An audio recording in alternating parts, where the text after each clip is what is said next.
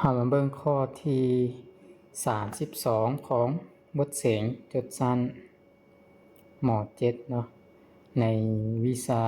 วิทยาศาสตร์ธรรมศาสตร์ในช่วงเรียน2023-2024ในข้อ32นี้จะเป็นเรื่องของคลื่นเนาะคำถามขึ้นให้มาแมนคลื่นคำนวณ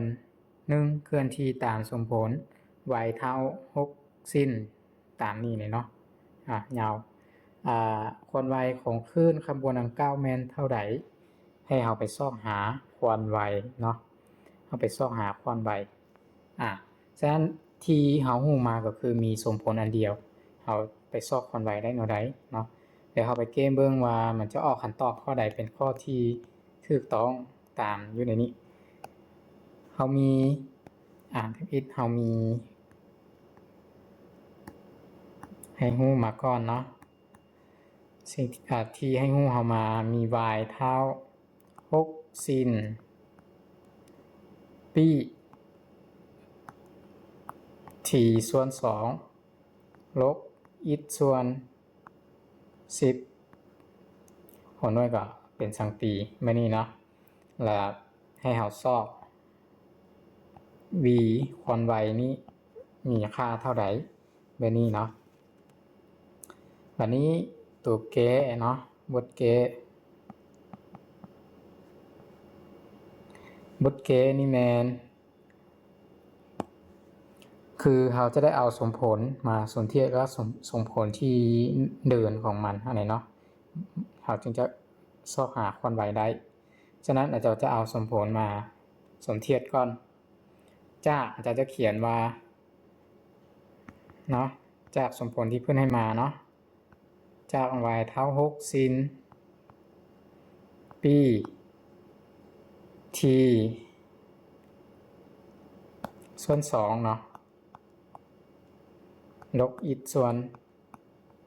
10แบบนี้เอานั้นเป็นสังตีก็ได้เนาะเทียบใส่กับเขียนใช่ว่า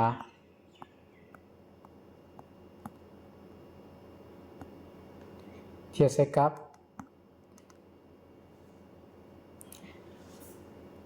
สมผลที่เราเรียนอยู่ในพื้นแบบอะไรเนาะมันจะมีสมผลอยู่ในพื้นแบบแมนจะเป็นอันนี้เนาะ y เท่า6ซิน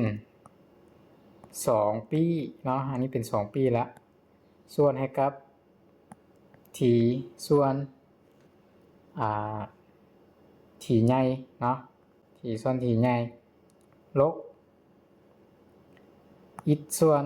ลัมดาแบบนี้เนาะ x ส่วนลัมดาแบบนี้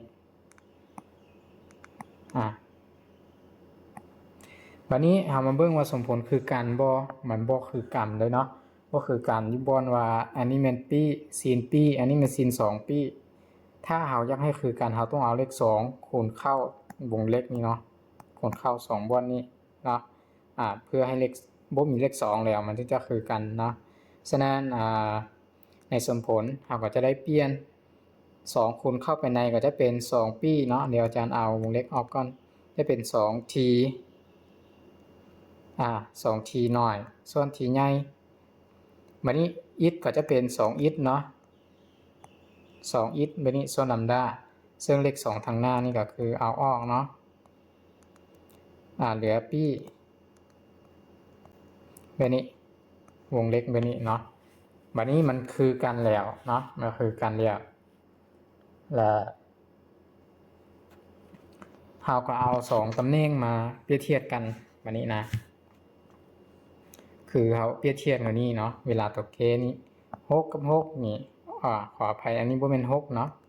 ตัวสมบูรณ์ที่เราเอามาสมเทียบนี้อันนี้จะเป็นตำแหน่งของตัว a คือระยะเปลี่ยนเนาะคือระยะเปลี่ยน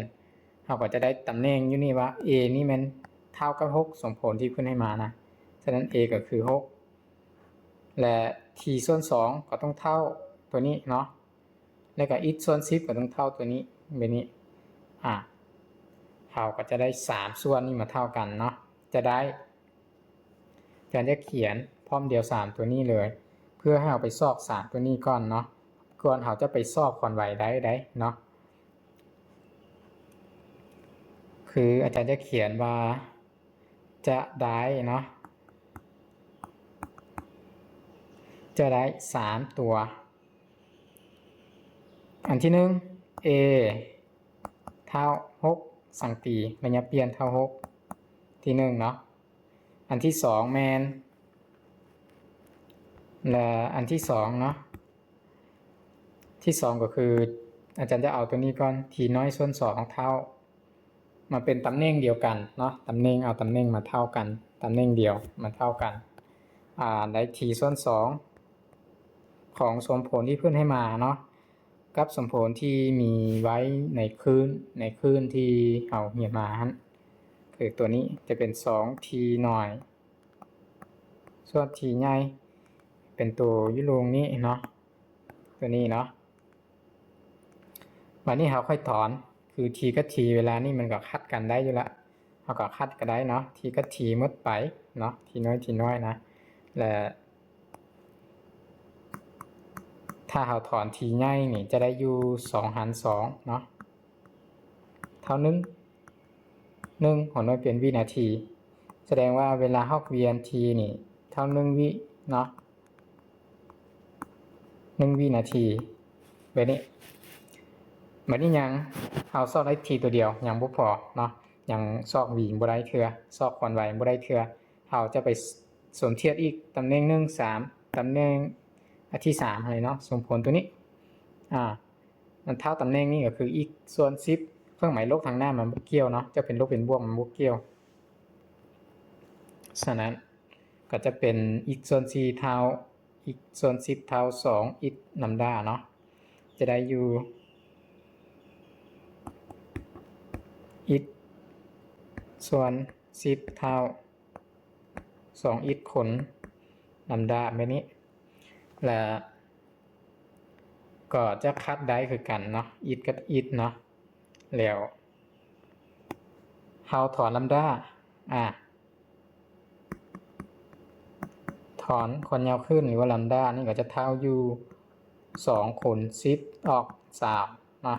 20ของน้อยเป็นสังตีลำดานะฉะนั้นคนยาวขึ้นเวลานี้แมน20สังตีแบบนี้โอเคพอเราได้พอเราได้คนยาวขึ้นกับเวลาเราเวียน2ตัวนี้แล้วเนาะ2ตัวนี้จะไปซอกได้ควอนไวอะไรเนาะมันจะมีสู้ควอนไวตั้ง5อีกโอเคเดี๋ยวเรามาเบิ่งควอนไวว่าจะไปแนวใดเนาะซอกควอนไว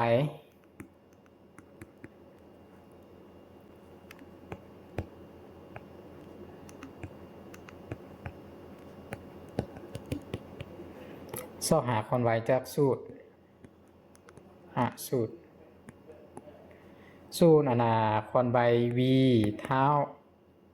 ควอนที่คูณควอนยาวขึ้นหรือควอนยาวขึ้นส่วนเวลาหกเวียนแบบนี้เนาะเขาตัวสู้ควอนไวเขาจะไล่จากตัวนี้แต่ว่าอยู่ในนี้เนาะ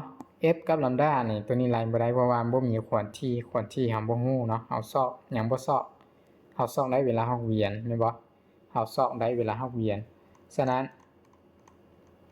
เราก็จะเอา v ไปเท่ากับลำดาส่วน t เพราะลำดาเราก็ฮู้แล้วเนาะ t ก็ฮู้แล้วแบบนี้โอเคบัดนี้เราก็แทนค่าหรือว่าเราถอนสูตรอีกเทื่อนึงก็ได้เนาะว่าเราจะเอาสูตร v นี่เท่าลำดาส่วน t แบบนี้นะเราค่อยเท่าไปอีกเนาะเราก็เท่าไปลำดาที่เราเกออกมันลำดาเท่า20หัวน้อยเป็นสังตีคือ9เนาะบ่เปลี่ยนเนาะ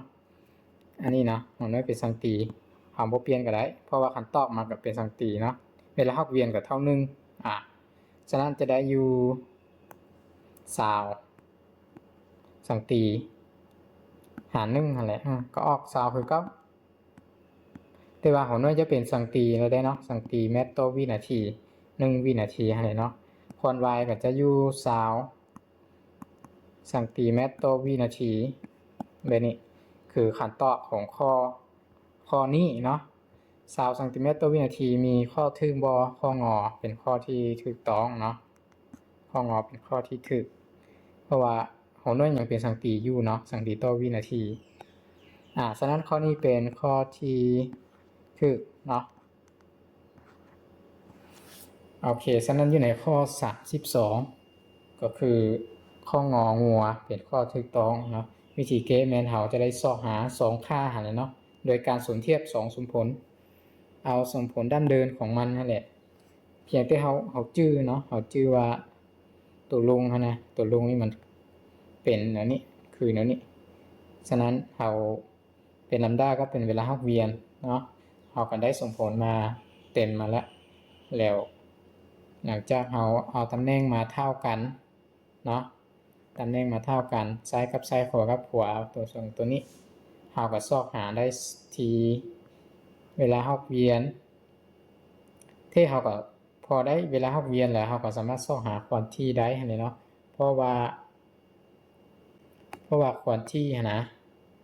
ควอนที่อยู่นี่เนาะควอนที่นี่เท่า1ส่วนทีง่ายนี่นะพอทีเท่า1ควอนที่ก็เป็น1หาร1ก็ออก1เฮิรตซ์นี่เนาะออก1เฮิรตซ์แต่ว่าพอได้ควอนที่แล้วเราก็เอามาแทนซะนี่เลยก็ได้นี่ v เท่า f ลัมดาเลย1คูณลัมดาแม่น20ก็ออก20คือกันเนาะแต่ว่าพอเราไปสอบควอนที่ตื้มมันจะยาวไปอีกขั้นนึงเรียกว่ามันยาวหลายเนาะแทนสั้นๆเฮาสิเกตเอาได้ก็ได้อยู่ในข้อนี้เนาะบ่ซอกควอนที่ก็ได้เฮาเพราะว่าตัวสู้มันโกงกันอยู่นี่แล้วและสุดท้ายมันก็ออก20สังตีต่อวินาทีเป็นคำตอบที่ถูกอยู่ในข้องอเนาะโอเคเนาะข้อที่32ป่ะแม่นจะหมดประมาณนี้